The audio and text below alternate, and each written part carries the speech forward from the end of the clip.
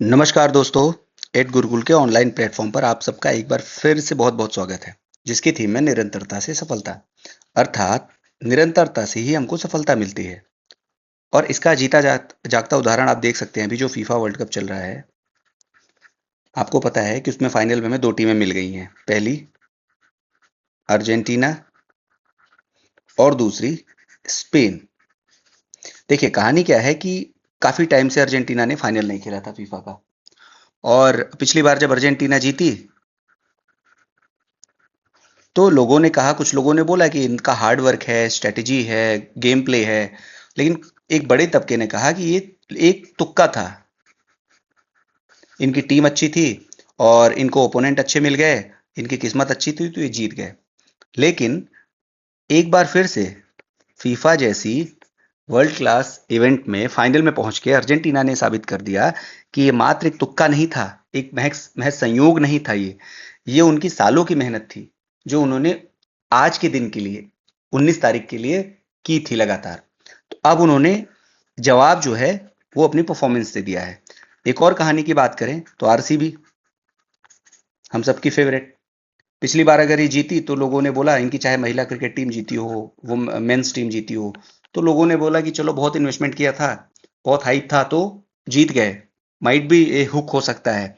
लेकिन एक बार फिर से इन्होंने खुद को साबित किया। तो इसके पीछे एक दिन की मेहनत नहीं थी, ये निरंतर प्रयास था। कुछ उसी तरीके से हमारे एड गुरुकुल ने आपके लिए सृजन प्रोग्राम लॉन्च किया है। सृजन मतलब होता है निर्माण करना। अब निर्माण हम क्या करेंगे, उस निरंतरता से हम आपके अंदर क्या निर्माण करेंगे? हम आपके अंदर निर्माण करेंगे एक बेहतरीन आंसर राइटिंग एबिलिटी की। क्यों जरूरी है? जरूरी इसलिए है कि आने वाले टाइम में जितने भी हाई ग्रेड टीचिंग एग्जाम्स हैं, आपको पता है GDC, GIC, assistant professors, LT, even आने वाले जितने भी Bihar assistant professor, Haryana assistant professor, Himachal, आने वाला यूपी भी मोस्ट प्रोबेबली अब इसी पैटर्न पर जाएगा। आपको सब्जेक्टिव एग्जाम देना पड़ेगा। आप किताब पढ़ के रट के चीजों को याद तो कर सकते हैं रातों रात, लेकिन आंसर लिखना और एक अच्छा आंसर लिखना, ये एक दिन 10 दिन और एक महीने की प्रक्रिया नहीं होती है।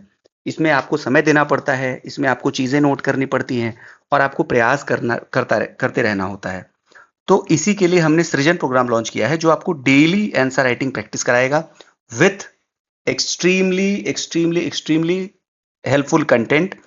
जो केवल एक आंसर नहीं है, वो बहुत ही केयरफुली क्राफ्टेड आंसर हमने आपके लिए तैयार किए हैं, जिसमें आपके लिए उल जुलूल की कोई बातें नहीं। आप देखोगे आंसर की क्वालिटीज आप देख रहे होगे, तो उस तरीके के आंसर आपको मिलेंगे डेली 1 पेजर नोट्स के रूप में, जिनको अगर आप रिवाइज कर लेंगे तो आपको किताब भी पढ़ने की जरूरत नहीं पड़ेगी अपनी आने वाली जीडीसी, जीआईसी और किसी भी अन्य प्रकार की मुख्य परीक्षा के लिए। फिलहाल ये प्रोग्राम हमने ज्योग्राफी में लॉन्च किया है। आने वाले टाइम में हम और सब्जेक्ट में, जैसे ही हमको हमारे इंटेंसिटी के टीचर मिलते हैं, हमारी तरह सोचने वाले टीचर, तो फिर हम और सब्जेक्ट्स के लिए इसको लॉन्च करेंगे। अभी ये प्रोग्राम हमारे चैनल पे बिल्कुल फ्री ऑफ कॉस्ट है, आपको कोई फीस नहीं देनी है, केवल आपको अपना समय देना है और इस प्रोग्राम से कुछ सीख कर जाना है। चलिए आगे चलते हैं। आज हमारा डे 9 है, ठीक है? तो डे 9 में हमारा जो प्रश्न था वो डेविस महोदय को लेकर था। प्रश्न ये था कि डेविस के इस कथन की सविस्तार व्याख्या कीजिए। ठीक है? दृश्य भूमि यानी लैंडस्केप जो है वो संरचना, प्रक्रिया और समय का प्रतिफल होता है। मतलब कोई भी लैंडफॉर्म किसका रिजल्ट होता है? संरचना का, प्रक्रिया का और समय का। ये तीनों मिलते हैं तो कोई लैंडफॉर्म बनता है। अब इसी स्टेटमेंट की हमको सविस्तार व्याख्या करनी पड़ेगी। अब देखिए, सबसे पहला काम, being a student of Ed Gurukul, हम क्या करेंगे? सृजन प्रोग्राम, हम इसमें देखेंगे कि हमारे इसमें कितने पार्ट्स हैं। तो हमको क्लियर एक पार्ट दिख रहा है इसमें, डेविस के इस कथन की सविस्तार व्याख्या करिए। ठीक है, सीधे सीधे कथन दिया हुआ उसकी व्याख्या करने को बोल रहा है। तो लेकिन टेक्निकली इसमें 2 कथन है। कथन ये है कि इसमें 2 पार्ट्स है, सॉरी कथन नहीं, इसमें 2 पार्ट्स हैं। एक तो कथन है और दूसरी उसकी व्याख्या है। तो हमको अपने आंसर में दोनों को एक्सप्लेन करना होगा। ठीक है, चलते हैं हम अपने इंट्रोडक्शन पे। पैटर्न हम सेम फॉलो करेंगे। 20% पे हम इंट्रोडक्शन रखेंगे, 60% पे हम बॉडी और डायग्राम डालेंगे और 20% पे हम एक अच्छा सा कंक्लूजन डालेंगे। ठीक है, चलिए आगे चलते हैं। एक चीज का बहुत बहुत विशेष ध्यान देना है कि ज्योग्राफिकल टर्म्स आपको अपने आंसर में इंक्लूड करने हैं। एक सामान्य सा उत्तर लिखकर आपको नहीं आ जाना है, भौगोलिक उत्तर आपको लिखना है, भौगोलिक उत्तर, और उसी को ध्यान में रखते हुए बहुत सारे ज्योग्राफिकल टर्म हमने इस आंसर में डाले हैं। आपको थोड़ा सजग होकर उन टर्म्स को देखना है, उनको मेमोराइज करना है और उनको डे टू डे प्रैक्टिस में भी यूज करना है, ठीक है? तब जाकर आप एक बेहतरीन आंसर लिख पाएंगे। चलिए शुरू करते हैं। इंट्रोडक्शन हमारा शुरू इस तरीके से हो रहा है कि अमेरिकी भू आकृतिविद यानी कि जियोलॉजिस्ट विलियम मॉरिस डेविस ने अपने अपर्दन चक्र यानी साइकिल ऑफ इरोजन में कहा कि जो दृश्य भूमि होती है यानी जो लैंडस्केप होता है वो संरचना, स्ट्रक्चर, प्रक्रिया यानी प्रोसेस और समय का प्रतिफल होता है। यही तीनों प्रक्रियाओं से, इन्हीं तीनों मेथड से हमको एक लैंडस्केप मिलता है। देखिए सबसे इंपॉर्टेंट ये चीज, ये तो लगभग सब लिखे देंगे जो पढ़ के जाएगा, लेकिन आपको ये लिखना है। आप सृजन प्रोग्राम से जुड़े हैं, आपको आधा नंबर ज्यादा दे देना मेरी जिम्मेदारी है, और ये मिल गया आपको आधा नंबर एक्स्ट्रा। आपको ये डेविस का फॉर्मूला डालना ही डालना है आपके इंट्रोडक्शन में। इसको देख लीजिए आप। इसका तात्पर्य ये है, अब देखिए हम इसको तात्पर्य बताएंगे, क्योंकि हमारा पहला पार्ट है कि ये कथन है ना, तो इस कथन का तात्पर्य ये है कि प्रत्येक दृश्यभूमि भूवैज्ञानिक संरचना यानी अपना स्ट्रक्चर जो है उसका, भू आकृतिक प्रक्रियाओं यानी उसमें जो भी प्रोसेसेस चल रहे हैं, जो भी प्रक्रियाएं चल रही हैं, और भूवैज्ञानिक समय यानी जियोलॉजिकल टाइम की परस्पर क्रिया से विकसित होता है। वर्तमान स्थलाकृति इन तीनों नियंत्रक कारकों का सामयिक परिणाम होती है, ठीक है? ये सिंपल सा आपका इंट्रोडक्शन हो गया। अब हम बॉडी पार्ट पे आते हैं। बॉडी पार्ट में हमको किन किन चीजों को एक्सप्लेन करना था कि जो लैंडफॉर्म होता है वो इन तीनों का प्रतिफल होता है, तो हम एक एक उठाएंगे। तो आप चाहे ना तो इन दोनों के बीच में, इंट्रोडक्शन और बॉडी के बीच में एक छोटा सा ग्राफ बना सकते हैं। ग्राफ में नहीं बना पाया हूं कि जैसे आप लिखिए कि यहां पर आप लिखिए लैंडफॉर्म। देखिए ये फ्लो चार्ट भी मैं बताता चलूंगा, यही है आंसर राइटिंग टिडबिट्स। ये हो गया लैंडफॉर्म, और एक इसका प्रतिफल है। एक हमारा पिलर होगा स्ट्रक्चर का, एक हमारा होगा प्रोसेस का, और एक हमारा होगा टाइम का। इन तीनों को प्लस कर दो, ठीक? तो ये बन गया आपका लैंडफॉर्म। ये आपको फ्लो चार्ट बना देना है अपने आंसर के पहले, फिर आप एक्सप्लेन करने आएंगे एक एक कंपोनेंट को पकड़ के। सबसे पहले हम संरचना की बात करते हैं। संरचना होती क्या है? संरचना से आशय शैल विज्ञान में शैलों का प्रकार, किस प्रकार का रॉक है, सेडिमेंट्री है, मेटामॉर्फिक है, इग्नियस है, ग्रेनाइट है, ठीक है? किस प्रकार का रॉक है, तो शैलों का प्रकार, भूवैज्ञानिक विन्यास यानी जियोलॉजिकल अरेंजमेंट, किस तरीके से वो पृथ्वी पर अरेंज है। एक ही लेयर है सेडिमेंट्री का, कि बेडिंग प्लेन जो है दो सेडिमेंट्री लेयर के बीच में बहुत चौड़ा है, कि जो है आपका इग्नियस रॉक है, और इग्नियस रॉक में सेडिमेंट जो है कण छोटे हैं, मोटे हैं, बड़े हैं। तो ये जियोलॉजिकल अरेंजमेंट होता है, पृथ्वी पर किस तरीके से वो अरेंज है। तीसरा जो है फोल्ड, ठीक है, वलन। चौथा है फॉल्ट यानी कि भ्रंशन। फिर जॉइंट्स, मैंने आपको पिछले क्लास में बताया था कि ये जो जॉइंट्स होते हैं ना, ये बहुत इंपॉर्टेंट रोल प्ले करते हैं, ठीक है? जो दरार होते हैं, जो जॉइंट्स होते हैं, ये लिथोलॉजी में बहुत इंपॉर्टेंट रोल प्ले करते हैं। इन जॉइंट्स के सहारे ही ये पत्थर टूट के डिसइंटीग्रेट होता है। इन जॉइंट्स में ही पानी भरता है, तो जाके आपके रैपिड्स और झरनों का निर्माण होता है। तो ये बहुत इंपॉर्टेंट होते हैं। देखने में तो बहुत छोटे हैं, लेकिन इनके जो काम होते हैं बहुत बड़े बड़े होते हैं। तो जॉइंट्स भी आप जो है इसमें इंक्लूड करिएगा। और शैल परतों की अभिवृत्ति यानी attitude of rock strata. Attitude का मतलब है कि वो अपर्दन के प्रति कितना वल्नरेबल है, यानी अपर्दन उसमें कितनी आसानी से हो रहा है, वो अपने आप को अपर्दित होने भी दे रहा है कि नहीं दे रहा है। तो ये उसका एटीट्यूड है, एटीट्यूड ऑफ रॉक, कि आप अपर्दन को अलाउ कर रहे हो कि नहीं कर रहे हो, जो दृश्य भूमि विकास के लिए ढांचा प्रदान करते हैं, ठीक है? हमने स्ट्रक्चर को एक्सप्लेन कर दिया, क्या क्या आता है, प्रकार आता है, अरेंजमेंट आता है, फोल्ड आता है, फॉल्ट आता है, ज्वाइंट आता है, और एटीट्यूड आता है। अब आते हैं, एक चीज और इंपॉर्टेंट आता है, रेजिस्टेंस ऑफ रॉक, जो मैंने आपको यहाँ पर एटीट्यूड में बताया है। इसको इन्होंने अलग से एक एग्जांपल के साथ एक्सप्लेन किया है। कैसे? रेजिस्टेंस ऑफ रॉक यानी एटीट्यूड का मतलब क्या होता है कि जो ग्रेनाइट और क्वार्ट्जाइट रॉक होते हैं वो बहुत आसानी से अपर्दित नहीं होते हैं, ठीक है? अपर्दन के लिए वो उतने अच्छे नहीं होते हैं, इसीलिए वो किसका निर्माण करते हैं? वो पहाड़ियों का निर्माण करते हैं, क्योंकि पूरा अपर्दन हो नहीं पाएगा तो पहाड़ी का निर्माण होगा। एस्कार्पमेंट का निर्माण करते हैं, यानी कि जो एस्कार्पमेंट को कहते हैं कगार, उनका निर्माण करती है, रिजेस का निर्माण करती है, ठीक है? जबकि नरम शैल जैसे कि शेल्स जो होते हैं, ठीक है, शेल आपको पता है कि मेटामॉर्फिक रॉक है, ठीक है, ये वैलीज और मैदानों का निर्माण करती हैं। देखो ये क्या है कि ये कठोर रॉक नहीं है, ये बहुत ही नरम रॉक है, इसलिए इनका अपर्दन जो है वो बहुत जल्दी हो जाएगा। तब जाकर ये वैली का निर्माण करेंगी। सपोज करो ये कोई पर्वत है, नदी आई यहाँ से और ये बीच में काटते हुए चली गई, तो कुछ रिजल्टेंट लैंडफॉर्म ऐसे बन जाएगा, एक वैली का रूप ले लेगा। तो यानी कि ये जो कठोर रॉक नहीं थे, ये बहुत ही नरम रॉक थे, तो वैली बन गई। कोई पठार है, कोई नदी आ रही है, यहाँ से विंड आ रहा है, या कोई और इरोजनल एलिमेंट है वो हो रहा है, और ये पठार जो है फिर ये फाइनली ऐसी भूमि बन गई, प्लेन बन गया। तो जो नरम रॉक है वो निर्माण करेंगे प्लेन लैंड का, यानी कि मैदानों का और वैलीज का। जो कठोर रॉक है वो निर्माण करेंगे हिल्स का और स्कार्पमेंट का, यानी कगारों का। कगार थोड़ा सा देख लेते क्या होता है, खड़ी ढाल होती है बेसिकली। कगार का मतलब होता है खड़ी ढाल। खड़ी ढाल मैं आपको दिखाऊंगा अगर इमेज में, तो ये है आपके कगार, ठीक है।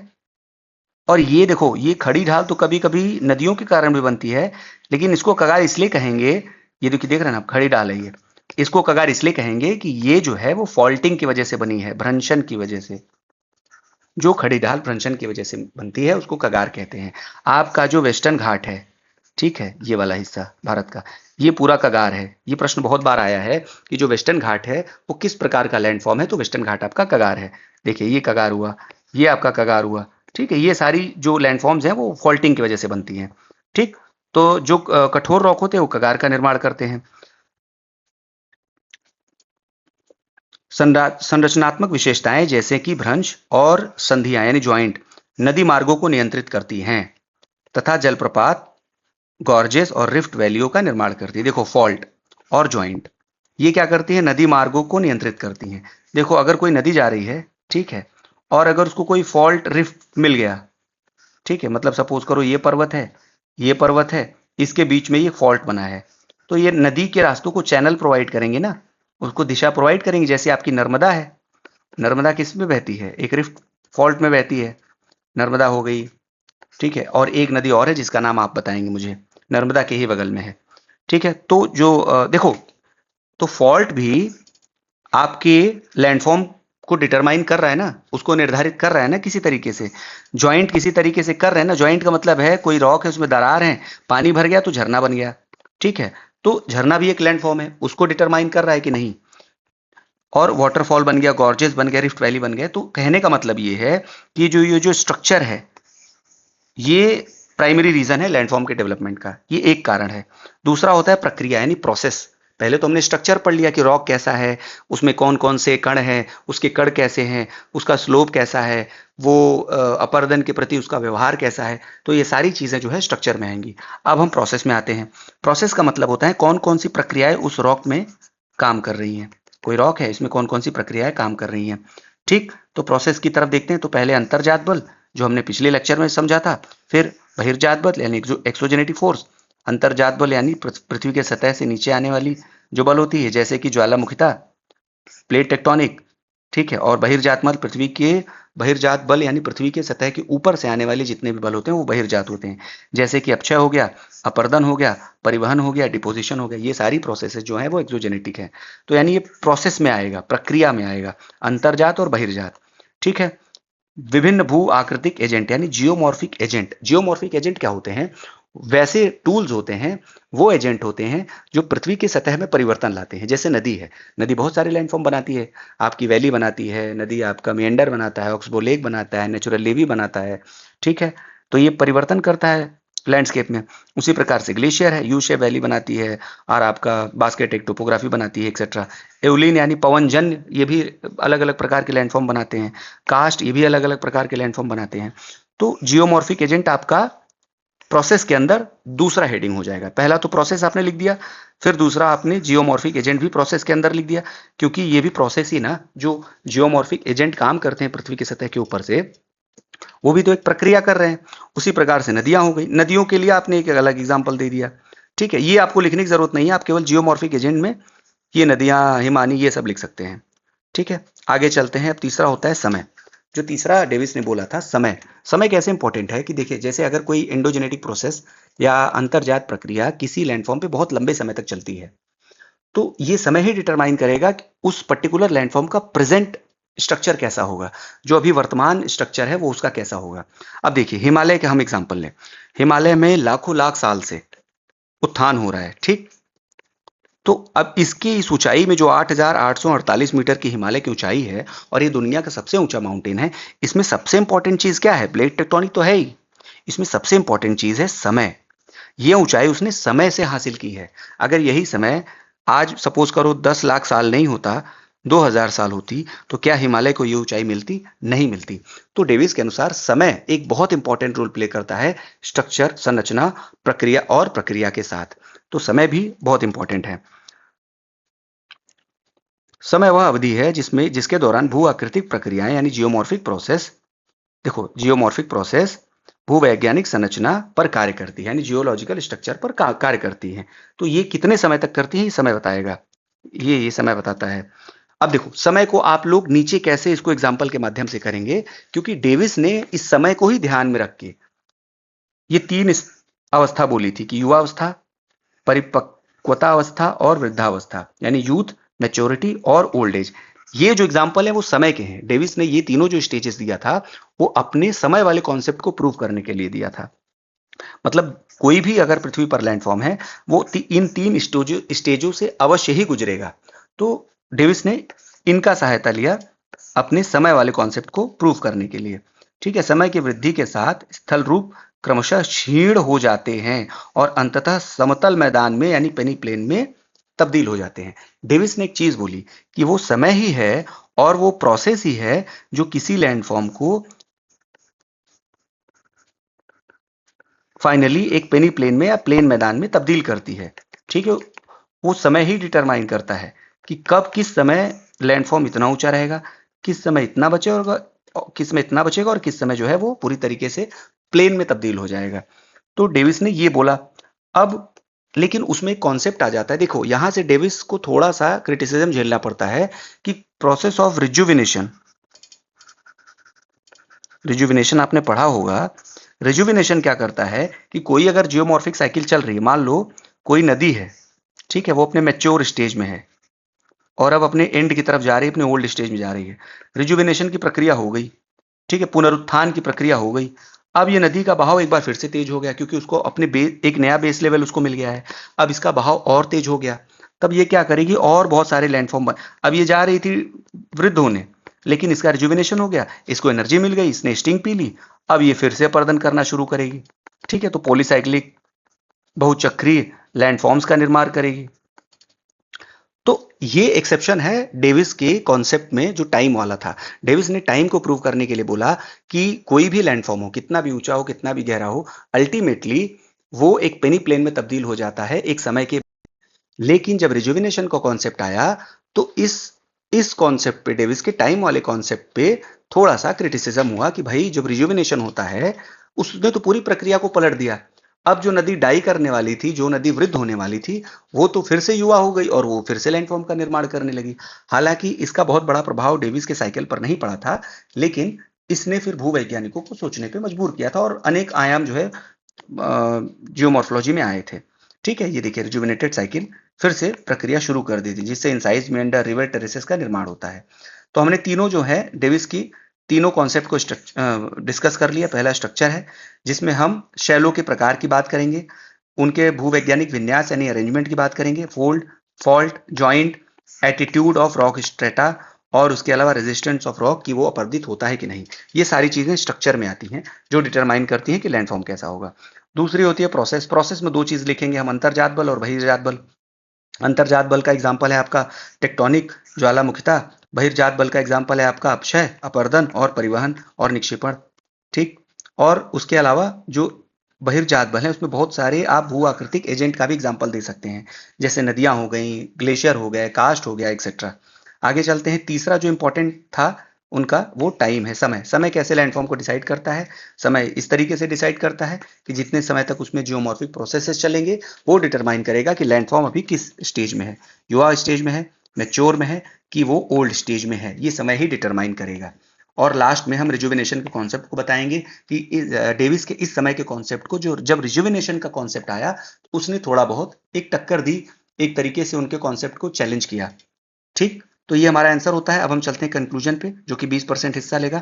कंक्लूजन हमारा इस प्रकार से होता है कि डेविस का यह सिद्धांत भू आकृतिक विज्ञान की गतिशील आधारशिला को समझाता है। देखो मतलब जो वेगनर ने बोला था, जो टेलर ने बोला था, जो हटन ने बोला था कि पृथ्वी जो है गतिशील है, पृथ्वी स्टैटिक नहीं है। जो आपके ऑरिजिन ऑफ अर्थ में जेम्स जीन, चैम्बरलिन, इन सब ने बोला था कि पृथ्वी जो है वो गतिशील है। लेकिन इस कॉन्सेप्ट के बाद और आगे चल के प्लेट टेक्टोनिक आने के बाद ये संकल्पना आज पूरी तरीके से 100% मान ली गई है कि पृथ्वी जो है वो डायनेमिक स्टेज में है, वो मूव कर रही है, वो लगातार गति की स्थिति में है। ठीक है, क्योंकि यह संरचना, प्रोसेस और टाइम की परस्पर क्रिया पर बल देता है। यद्यपि इसे बाद में पेंक के ढाल विकास सिद्धांत, बाद में डेविस के इन सारे सिद्धांतों को अपोज करने आए थे। अगले लेक्चर में हम देखेंगे कि डेविस और पेंक के सिद्धांतों में क्या मूलभूत डिफरेंसेस थे। तो यद्यपि बाद में पेंक के ढाल विकास सिद्धांत यानी स्लोप डेवलपमेंट थ्योरी और किंग के पेडिप्लेनेशन थ्योरी द्वारा डेविस के कॉन्सेप्ट को संशोधित किया गया, फिर भी यह मॉडल लैंडस्केप इवोल्यूशन यानी दृश्य भूमि विकास को समझने के लिए फंडामेंटल है। और यही चीज प्रूव करती है आज की जो टेक्निक है, GIC, remote sensing, climate change, dam, ये सारी चीजें इस चीज की पुष्टि करती हैं जो डेविस ने बोला था कि जो हमारी पृथ्वी है वो डायनेमिक है। और इसको उन्होंने इन तीनों कॉन्सेप्ट, और इसको बोलते हैं डेविस का ट्रियाड, ठीक है, त्रिकोण, डेविस का त्रिकोण, इसके माध्यम से डेविस ने प्रूव किया था कि लैंडस्केप केवल S for structure, P for process और टी फॉर टाइम, इनका प्रतिफल है। डायग्राम की बात करें तो ये सारे कोई डायग्राम आपको नहीं बनाने हैं, बहुत सिंपल से इस प्रश्न में आपको डायग्राम, जब भी डेविस वाले ये ट्रियाड का प्रश्न आएगा केवल आपको एक डायग्राम बनाना है। वो डायग्राम आपका ये है, बहुत रफ सा डायग्राम है। देखो, आपको एक लैंडफॉर्म बनाना है, माउंटेन, ऐसे करके आप माउंटेन बना देना, ठीक, उसका बेस रख देना। अब हमको उसमें तीनों चीजें एक्सप्लेन करनी है। ठीक है, हम सबसे ऊपर लिखेंगे टाइम। टाइम को कैसे एक्सप्लेन करेंगे कि ये माउंटेन पहले यूथ था, मैच्योर था, फिर ओल्ड था। कोबर ने भी यही बोला है, कोबर की माउंटेन बिल्डिंग थ्योरी भी यही बताती है। ठीक है, तो आप टाइम बता ले गए, लास्ट में कोबर का नाम लिख दिया। फिर उसके बाद स्ट्रक्चर, स्ट्रक्चर में क्या बताएंगे आप, सेडिमेंट्री रॉक से बना है, कंपैक्ट है, ये जो रॉक मटेरियल है आपस में बहुत कंपैक्ट है। जियोसिंक्लाइन थ्योरी लास्ट में लिख देंगे ताकि आपका ये जो कॉन्सेप्ट है ये फिर से प्रूफ हो जाए। उसके बाद हम टाइम के प्रोसेस की बात करते हैं। दो प्रकार के प्रोसेस इसमें कार्य करते हैं, एंडोजेनेटिक जो अंदर से आते हैं, एक्सोजेनेटिक जो बाहर से आते हैं। तो ये डायग्राम बहुत सिंपल सा डायग्राम जिसमें हमने टाइम, स्ट्रक्चर और प्रोसेस तीनों को बता दिया। तो इस तरीके से हमारा आज का क्लास खत्म होता है। अब हम 10वें दिन पर आ चुके हैं, ऑलमोस्ट हमारी जियोमॉर्फोलॉजी खत्म होने के कगार पे है और एक या दो क्लास आपकी जियोमॉर्फोलॉजी में और बची है। देखते देखते हमने जियोमॉर्फोलॉजी पूरा टच कर लिया है। जियोमॉर्फोलॉजी का कोई क्वेश्चन आपसे नहीं छूटेगा। दो चार क्वेश्चन जो रह गए हैं वो मैं आपको लास्ट में करा दूंगा क्योंकि मैंने उनको अलग से तैयार किया है। आपके ज्योग्राफी का कोई भी प्रश्न इस प्रोग्राम से बाहर नहीं आएगा, बशर्ते आप इस प्रोग्राम के साथ जुड़े रहिए। 10वें दिन का प्रश्न है, कास्ट यानी चूना पत्थर प्रदेशों में स्थलाकृतियों के विकास का क्रमवार विश्लेषण कीजिए। इंग्लिश में analyse systematically the development of landform in karst area. ठीक है, आपको 200 से 250 शब्दों में ये आंसर लिखना है और अगर आप चाहें तो एड गुरुकुल के टेलीग्राम चैनल पर आप इसको भेज सकते हैं जिसकी लिंक कमेंट बॉक्स में है, जिसकी लिंक आपकी डिस्क्रिप्शन में दे दी गई है। आप प्रोग्राम से जुड़िए। आपको अगर कोई फीडबैक देना है प्रोग्राम के बारे में, कुछ अच्छा बताना है, कुछ आपको और भी इसमें इंक्लूड कराना है कि मैं और भी कुछ टच करूं, तो निश्चित रूप से बिना संकोच के आप कमेंट बॉक्स में लिखिएगा और मैं उसको इनकलकेट करने की कोशिश करूंगा अपने इस प्रोग्राम में। तब तक के लिए keep writing and keep shining. जय हिंद।